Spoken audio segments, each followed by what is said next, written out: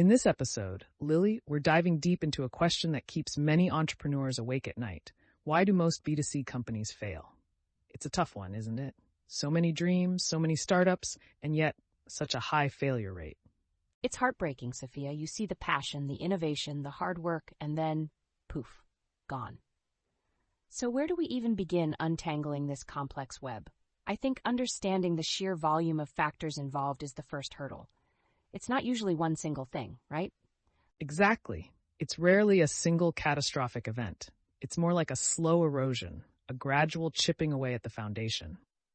We could spend the entire episode just listing potential causes, but I think a more effective approach is to group them into broader categories. How about we start with the most common culprits: market misreads and inadequate market research? Sounds good. Many B2C companies fail because they fundamentally misunderstand their target market. They build something they think people want, not something people actually need or want. Think of those quirky inventions you see on TV shopping channels. Sometimes brilliant, often bafflingly pointless. That's a classic example of a market misread. Absolutely. And that lack of proper market research is the root cause. It's not enough to have a great idea. You need to validate that idea rigorously. Are people actually willing to pay for this? Is there a large enough market to sustain the business? These aren't rhetorical questions. They're survival questions. And it goes beyond just numbers. It's about understanding the nuances of your customers' behavior, their motivations, their pain points. Are you speaking their language? Are you addressing their needs in a way that resonates with them? Are you building a community or just selling a product? That's a fantastic point, Lily. Building a community is crucial. It's about fostering loyalty and creating advocates for your brand. It's about more than just the transaction. It's about the relationship. Speaking of relationships, let's move on to another major reason for failure: poor management and execution. Having a brilliant idea is just the beginning. Actually building and running a successful business requires strong leadership, effective teams, and flawless execution. And that's often where things fall apart. Yes, many companies fall victim to what I call the vision without execution trap. They have a dazzling vision, a compelling narrative, but lack the operational prowess to bring it to life. It's like having a beautiful blueprint for a house, but never actually laying a single brick. And poor financial management plays a huge role here. Even with a great product and market, inadequate cash flow management can sink a company. Underestimating costs, failing to secure adequate funding, or mismanaging expenses, these are all recipe for disaster. I agree completely. Cash is king, and in the B2C world especially, you need to be incredibly disciplined with your finances. It's not just about making money, it's about managing it effectively. I often think of it as a tightrope walk. You need to balance growth with profitability. And let's not forget about scaling challenges. What works on a small scale doesn't always translate to a larger one. Many companies succeed in their initial phase, only to struggle when they attempt to grow exponentially. Suddenly, processes that were manageable become unwieldy, and the company struggles to adapt. Absolutely. Scaling requires careful planning, adaptable infrastructure, and a well-defined scaling strategy. It's not a linear process. It's iterative, requiring constant adjustments and course corrections. It's a bit like trying to bake a cake and suddenly realizing you need to bake 10 of them at the same time. Very different. Speaking of baking, I'm getting hungry. Chuckles. Let's move on to another critical aspect: competition. The B2C landscape is fiercely competitive. You need to not only identify your competitors, but understand their strengths, weaknesses, and strategies. Failing to do so can lead to being quickly overtaken. Absolutely. You need a deep understanding of the competitive landscape to carve out your niche and differentiate your offerings. It's not just about competing on price. It's about creating unique value propositions and building brand loyalty. And that brings us to another point: inadequate marketing and sales. Even the best product can fail if it's not marketed effectively. Many entrepreneurs underestimate the importance of reaching their target audience and converting leads into customers. It's not enough to build it. You have to tell people about it. Exactly. Marketing and sales are not just about advertising. It's about understanding your customer journey, creating compelling messaging, and optimizing your sales funnel. It's a multifaceted process that requires constant monitoring and adjustment, and you need to stay adaptable. What works today might not work tomorrow. And then there's the issue of adapting to change. The B2C world is incredibly dynamic. Customer preferences, technological advancements, and economic shifts constantly reshape the playing field. Companies that fail to adapt quickly and effectively are often left behind. Absolutely. It's a continuous learning process. You need to stay informed about market trends, be open to new ideas, and have the agility to pivot when necessary. Think of it as surfing. You have to constantly adjust to the waves or risk getting wiped out. That's a great analogy, Sophia. So to summarize, we've covered market misreads, poor management and execution, financial mismanagement, scaling challenges, intense competition, inadequate marketing and sales, and the need for constant adaptation.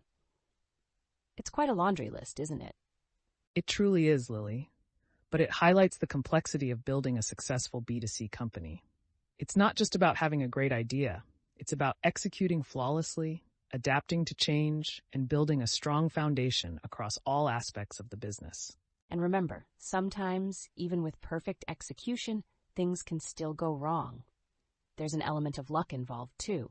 But by mitigating the risks we've discussed, you dramatically increase your chances of success. Precisely. It's about minimizing the controllable risks and accepting the uncontrollable ones.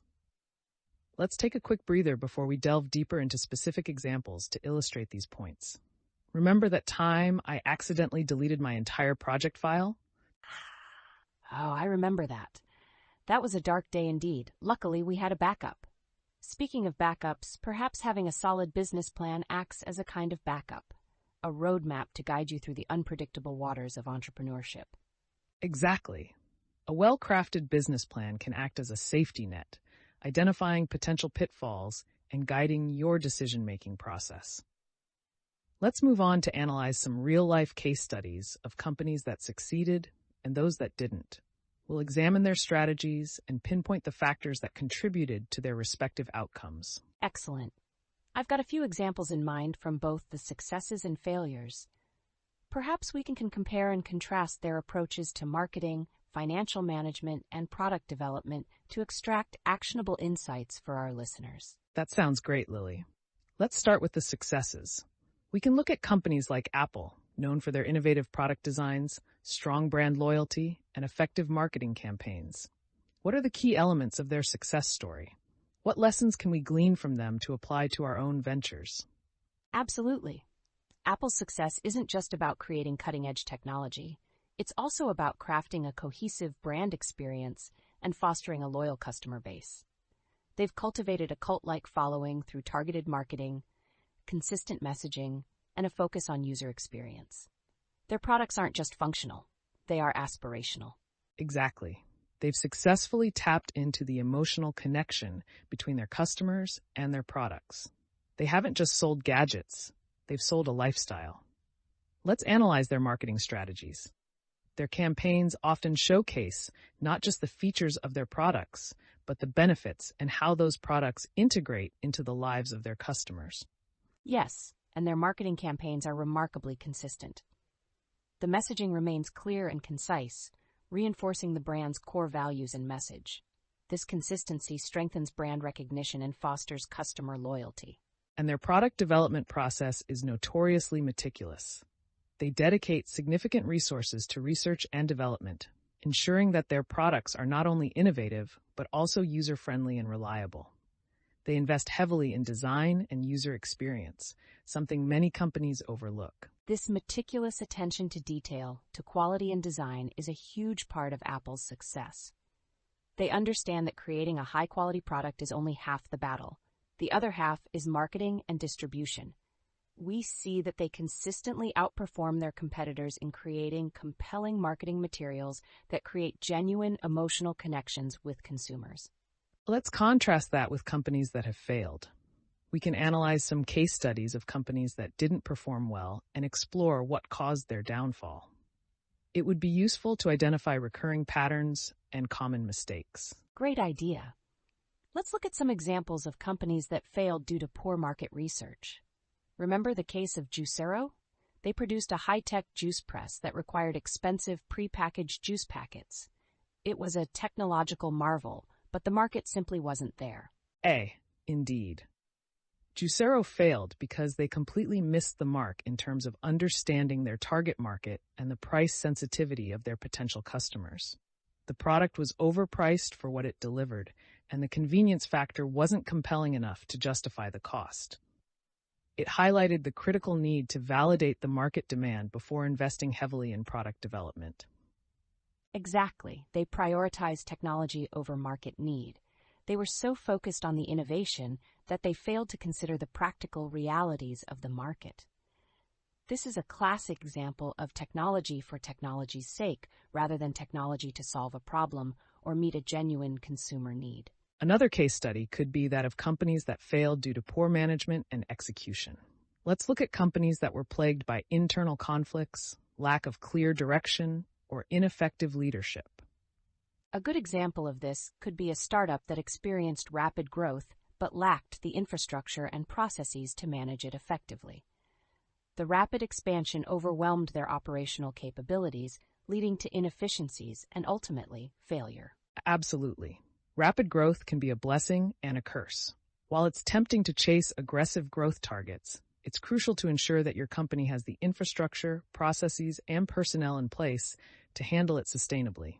Otherwise, it can lead to a chaotic and unsustainable situation.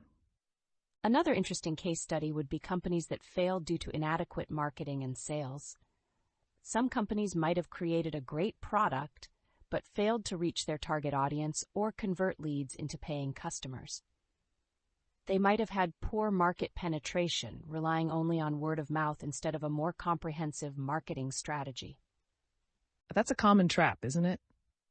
Many entrepreneurs underestimate the importance of marketing and sales, assuming that a great product will sell itself. But in a competitive marketplace, you need to actively promote your product, reach out to your target audience, and convert leads into paying customers. Marketing and sales should not be an afterthought. It should be an integral part of your business strategy from the outset. Absolutely. And it's also important to have a clear and concise messaging strategy. What value proposition are you offering your customers? What problem are you solving for them? Your marketing materials should clearly articulate these points. And your sales funnel needs to be well-defined and optimized. You need to track your conversion rates, identify bottlenecks, and continually refine your processes to maximize your sales efficiency. Think of your sales funnel as a journey, and it needs signposts and clear guidance to lead customers to purchase. Let's consider another potential reason for failure: underestimating the importance of customer feedback. Many companies fail to actively solicit and utilize customer feedback, leading to products and services that don't meet customer needs. They miss the opportunity to improve their offerings and remain competitive. That's a critical point, Lily. Customer feedback is invaluable. It's a direct line to understanding what works, what doesn't, and what your customers truly want. Companies that actively seek and incorporate customer feedback are more likely to succeed because they're constantly improving their products and services to meet changing customer demands. And that leads us to the importance of innovation and adaptation. The market is constantly evolving, and companies that fail to adapt and innovate are likely to fall behind. Customer preferences change, technology advances, and competitive pressures intensify. Standing still is not an option in the B2C world. Absolutely. Innovation should be continuous, not a one-time event. Companies need to stay ahead of the curve by constantly developing new products and services, enhancing existing offerings, and adapting to changing market conditions. This is vital for maintaining a competitive edge. This leads us to a crucial point: the importance of adapting to change. The B2C market is incredibly dynamic. External factors such as economic downturns, shifts in consumer preferences, and technological advancements can all significantly impact a business.